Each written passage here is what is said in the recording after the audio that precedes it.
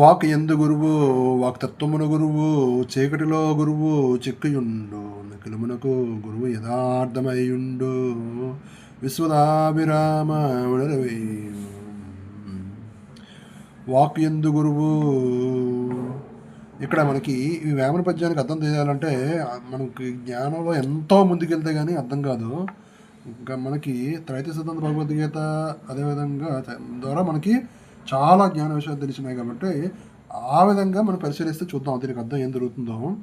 Walk ఎందు గురువు walk తత్వమున గురువు చీకటిలో గురువు చిక్కయుండు నిఖిలమునకు గురువు యథార్థమయ్యుండు విశ్వదాభిరామణిరవేమ.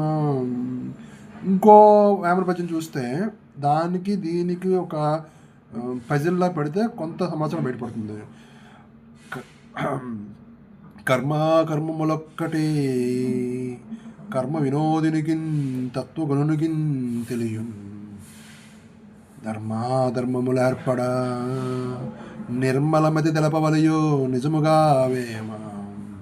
ఆ రెండు పక్క పక్కన పడితే కానీ అసలు విషయం ఇక్కడైతే మాకైతే మా పరిశీలనలో బయటపడింది. స్వామి దేవుడు అంటే శరీరంలో దేవుడు అందిస్తే చూద్దాం. వాక్ ఎందు గురువు అందరూ ఉంటారు, జనాలు చాలామంది ప్రజలు ఉంటారు. ఒక సాత్విక రాజస తామస గుణాల్లో అందరూ రకరకాల పనులు కనుప్రకారంగా బంధింపబడి వాళ్ళ పనులు జరుగుతూ ఉంటాయి అన్నమాట. వాళ్ళలో పనులు చేసేది ఎవరు, వాళ్ళ మాట్లాడించేది ఎవరు?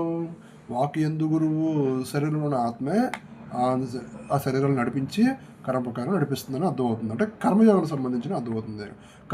కర్మములొక్కటే కర్మ వినోదినికి. ఓకే, నెక్స్ట్ వాక్తత్వమును గురువు. సరే, ఈ వాక్తత్వమునకు కారణం అంటే అంటే ఈ వాక్కి కారణం అంటే ఈ కర్మ అంటే ఈ పనులకి కారణం ఆ శరీరంలో ఆత్మ మూలంగా ఉంది కాబట్టి వాక్తత్వమున గురువు అంటే ఈ బ్రహ్మయోగం జ్ఞానయోగంలో ఉన్న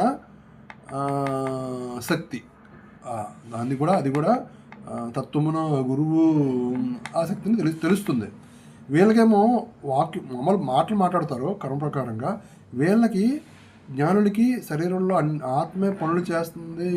అంటే ఇక్కడ ఏంటంటే ఈ గుణాతీత భాగం ఉంది, దీన్ని గురించి మాట్లాడుతూ ఉంటారు, అనుభవిస్తుంటారు కూడా.